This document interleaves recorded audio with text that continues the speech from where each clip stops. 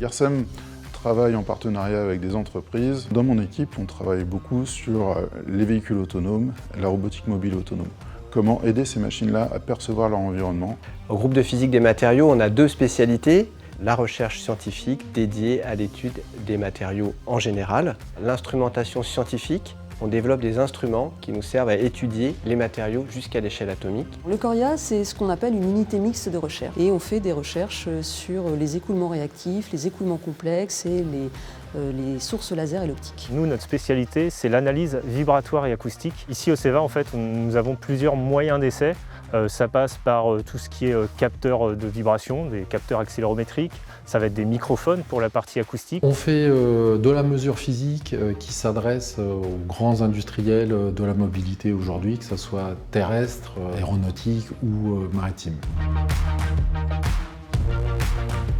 Un gros projet qui s'appelle PVAC, Plateforme Véhicule Autonome et Connecté, en partenariat avec le LITIS. Le travail en fait à développer de nouvelles intelligences artificielles beaucoup plus robustes aux conditions environnementales dégradées, pluie, brouillard, neige. Une plateforme expérimentale exceptionnelle et toute une plateforme autour de la sonde atomique tomographique. Nous sommes un des leaders mondiaux dans le développement de cette technique d'analyse des matériaux à l'échelle atomique.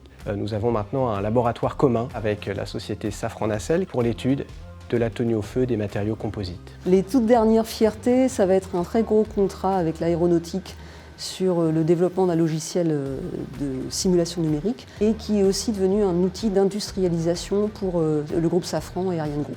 Notre motivation, c'est de répondre aux grands enjeux sociétaux de l'énergie, donc en particulier la décarbonation de l'énergie et ses impacts sur le changement climatique. Notre grand plus vraiment au CEVA, c'est qu'on a cette double casquette simulation numérique et essai physique. Donc en fait, on est en capacité d'aider de A à Z nos clients sur leurs projets. On peut amener d'ores et déjà des solutions avant même que ce soit déployé sur la partie acoustique et vibratoire. Notre force est notre agilité, notre adaptabilité, notre capacité à répondre à des problèmes très spécifiques dans des temps très courts. Donc on travaille avec les autres laboratoires qui font des recherches plus fondamentales pour les mener dans la chaîne de l'innovation vers des choses plus appliquées et vers le marché au final.